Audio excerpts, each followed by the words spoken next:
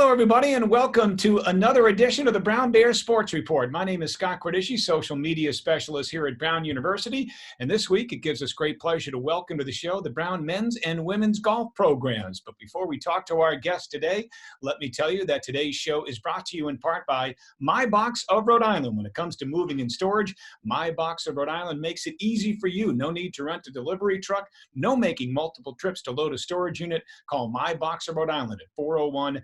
And right now, it gives me great pleasure to welcome to the show from the men's golf team, their head coach, Mike Hughes. Hughesy, how are you? Doing great, Scott. Thanks for having us on. Well, Mike, thank you for joining us. Also, from the women's golf program, their head coach, Jackie Beck. Jackie, how are you doing today? Good. Thanks, Scott, for having us on, too. Jackie, thank you for joining us after completing your first year as head coach of the program. And we also have some student athletes with us today from the men's team, freshman Luca Gizzini. Luca, how are you doing today? I'm doing well. Thanks for having us. Thank you for joining us, Luca. Also, your teammate, senior Connor Riley, is with us. Connor, how are you? Yeah, doing awesome. Happy to be here. Thank you for joining us. And from the women's program, Maddie Garay, a senior from La Jolla, California, but she's here in Providence, Rhode Island still. How are you, Maddie? Hi, Scott. I'm doing really well. Thanks for having me on today. Well, thank you for being a part of the show. And your teammate, freshman Amanda Levy, is with us. Amanda, how are you doing today? Great. Thank you so much for hosting. Well, I'm excited to talk a little golf with all of you. Hughesy, we'll start with you. Completing your 14th year as head coach here at Brown. I would imagine you probably couldn't have envisioned the season coming to an end in the manner that it did this year. Well, it's funny. We were at our home course, Ledgemont, on the 13th hole when we got the text, and it was kind of a emotional time for the seniors especially. I grabbed Connor and Kenneth Lee and Joe McNamara, and we had a group hug, but not exactly the way we wanted to go out. We wanted to get a chance to. We had a wonderful spring trip planned out on the West Coast, and unfortunately that didn't come to pass, but everybody was safe, and that's the most important thing. Yeah, Jackie, same question to you. When you found out and you had to break the news to your student athletes, what was that whole scenario like? It was tough. I mean, there was a lot of tears. They really worked hard this winter, you know, in the weight room, and they were really excited. We were headed to Florida for our spring break, and it was tough, and especially for Maddie, I think, because she was hurt in the fall, and she really worked hard to get back, and she was ready for the Florida trip. So I really felt sorry for her. She was our only senior. Yeah, Maddie, talk to us a little bit about that. Obviously, not the way you would have hoped for your career to end here at Brown, but I'm sure you understand why that's the case. But what types of emotions were going through your mind when you found out that your season was over with? It was definitely pretty upsetting. I was out throughout the entire fall semester because I had an injury that required surgery. So I was really looking forward to getting back on the course this spring. I was lucky to be able to get out and practice with my teammates. I'm glad to have had that, but it really was quite unfortunate that we weren't able to finish out our season. Connor, how about you? What were your thoughts when you heard the news? Yeah, I mean, it was just really weird. I was on the tee box. I think it was on 13, as Coach said, and we got the news and it was kind of just like, okay, well, that's it. That's the end of our Brown golf career. So it's something you never want to actually, have happen. You know it's going to come, but didn't realize it was going to be this quick and this sudden and happening this way. But it was just weird to go from 4 hours of golf a day to all of a sudden nothing and not seeing the guys anymore. So it was really unfortunate. Luca, fortunately for you, you still have almost your entire career ahead of you, 3 more years here at Brown. And your career got off to a terrific start. You had the low score for the team in your collegiate debut against Cornell. What do you remember about that last fall? It was a great fall. I just remember coming to the program with meeting a bunch of new people that were just so nice and welcoming. So that was a big thing. And then for me, it was just really kind of going off of the good summer I had, just kind of continuing that into the fall and trying to help my team. And I was glad I was able to do that in the fall. And you also kind of parlay that into some good play in your first event and only event of the spring. You carded the low score for the team down in Savannah as well. Savannah. Yeah, that was just a fun week for the whole team, and it was interesting because we couldn't get on the course before going down there. So it was just a lot of practicing in the indoor facility. So I was really glad that we kind of, I think the whole team felt really optimistic after that event. We were kind of showing some good scores, kind of knocking the rust off, and it was just nice to get off to a good start. And I think we were very optimistic for the rest of the spring. Amanda, much like Luca, your collegiate debut got off to a nice start. You led the team, I think, with a low score at the Dartmouth Invitational last fall in your first event, were you not? Yes, I remember just being so happy to be competing for Brown and to be with my teammates. And it was really special to start my college career like that. And I'm so happy that I had the opportunity to play in the fall. And it was a really great experience. So, Mike, how are you preparing for this upcoming season with so much unknown still involved in the equation here? Do you have events scheduled for the fall and hope that it's business as usual, or are you making contingency plans? What are you doing right now? Well, I think first off, the uncertainty that's kind of hanging over our heads for both programs, we're not really sure what's going to happen. I'm not, Christina Paxson has been right out in front of this from the very get-go and talking about how there may be 3 scenarios starting in September, or maybe not coming back till January, or maybe having some sort of hybrid combination of the two. So I've been trying to stress to these guys in our weekly meetings that we talk to, or we have our group chats, that we have to be prepared for any scenario. So let's get, maybe working on some of the areas of our game which we may have been deficient in the past.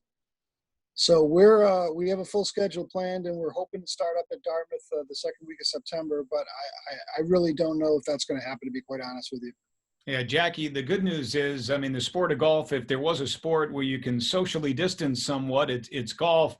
But the bad news is, I think we all know that if for some reason school gets delayed in the fall, or students don't come back to campus, or there is no fall sports, that would mean everyone, correct?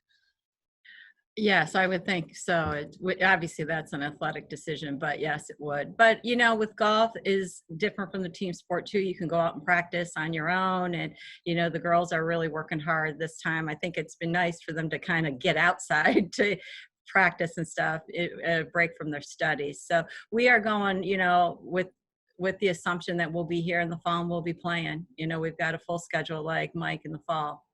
Amanda, have you been able to get out and play during this pandemic? Yeah, I've actually been really lucky. Maryland just opened up golf yesterday. And so for the first time in a long time, I was able to get out there, and it feels really nice just to get back to the game we all love, start practicing again. It's a little sad. We miss our teammates. It's different, but like our coach said, it's nice that it is a game where you can practice on your own and you can still go out there, and it's very easy to social distance on a golf course. So that's nice.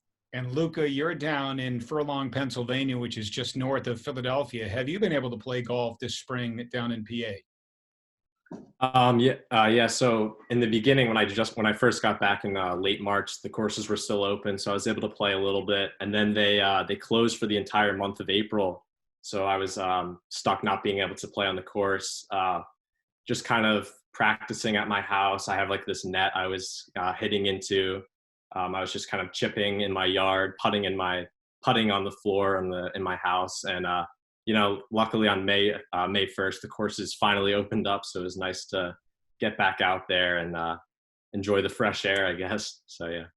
Coach Beck, your program just announced the incoming recruiting class. You have 3 incoming freshmen this fall: Alyssa Kong, Alexis Kim, and Gabrielle, is it Shy, if I'm pronouncing that correctly? Yeah, no, we're really excited to welcome them on board. I know Amanda, we've done some Zoom call with them, and they're excited. They're just anxious to get out and play. The summer is very important to a lot of the incoming freshmen, and to get some of their tournament experience in. So we're looking forward to it. Should be a very solid team. Mike, you talked about Zooming with the team. What have you been doing to keep in touch with your players? Is it pretty much Zoom meetings on occasion? Have you talked by phone, texted? What's the communication lines like right now? Well, the group text has been going on, since forever. We've had a group text that we use for meetings. It's kind of the way to communicate now with student athletes. And we've taken it to going to once weekly Zoom meetings. And, part of it is just to have some social contact with, members of your squad, and kids are feeling the same way that you are as a coach. There's really not much you can do. So we've been in constant communication with them, and we're, half of the stuff is nonsense we're talking about here. It's just kind of, teasing each other. And Maddie, you're a senior, so again, this is it for you. But your sister, Caroline, is a freshman on the team. Does this mean you'll have to live vicariously through Caroline for the next few years? Yes, exactly. I'm going to have to come back and watch tournaments now. What's your concentration at Brown? I'm an economics and public health concentrator. And what are your plans after graduation? So due to everything that's happening, I've actually already started working. I'm remotely interning at a health tech startup that should be in New York once this all ends. Oh, congratulations. That's great. Thank you. How about you, Connor? What was your concentration at Brown, and what do you plan on doing after graduation? Yeah, so I studied political science, philosophy, and economics, which is an independent concentration. So I applied for that my junior year, which was a lot of work, but ended up being worth it. And just turned in my capstone like 10 minutes ago. So I'm proud of that. I was going to go to Southeast Asia after graduation, probably not going to happen anymore. So, so I'm kind of hanging out for right now. I am working for a startup that I was working on with a couple of buddies from a couple of years ago in our internship program. But other than that, the companies have been on a hiring freeze. So I'm going to wait for my visa to get processed and then see what happens after all this settles down. I was going to ask you, how does a young man from Toronto, Canada, take up the sport of golf? But that's not where you're originally from, right? You've had kind of an interesting route to Brown University. Yeah, so I was born in Amsterdam and then moved to Portland, Oregon, and then moved to Toronto when I was 14. I'd say I really started liking golf in Portland and like the West Coast. The golf courses out there are just beautiful, but really didn't pick it up seriously until moving to Toronto my freshman year of high school.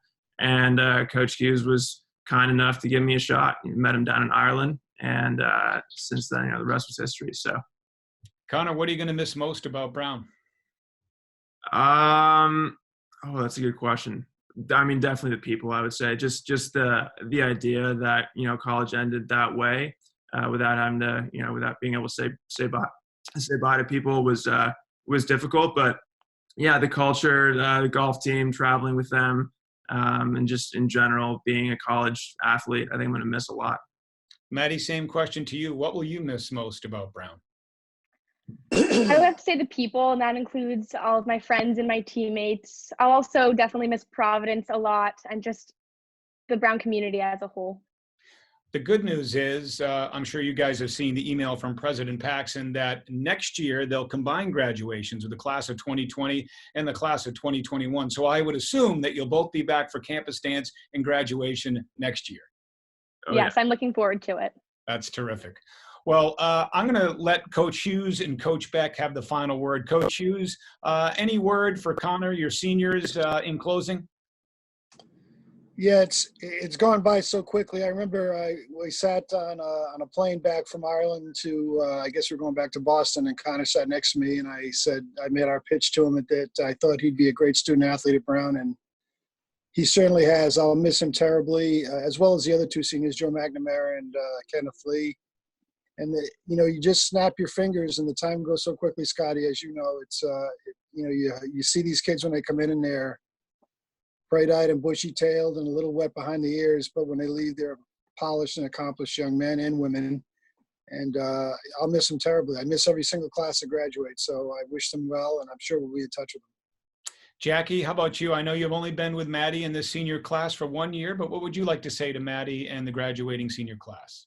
Well, Maddie's my only senior, but I wish I had 3 more years with Maddie. She was invaluable to me when coming on board. I think I started the second week school started, so it was a little crazy, but Maddie was always there. She's so enthusiastic to get the players together, and she really was the glue for our team with making sure everyone was together, and it really helped me out with everything from just like anything I needed, I went to Maddie. So I'm really going to miss her, but she has such a bright future ahead of her. Very poised young lady. Well, Jackie, Thank you. Thank you so much for joining us. Luca, Amanda, thank you as well. And Connor and Maddie, good luck to you in whatever your future holds. And we hope to see you back on campus real soon. Thank you so much. Thank you. hope to be back here next year and watch the season take off. We'll be back. Sounds good. That'll do it for this edition of the Brown Bears Sports Report. My thanks to the Brown men's and women's golf programs. My name is Scott Cordischi. Have a great day, everybody. This has been a presentation of Learfield IMG College.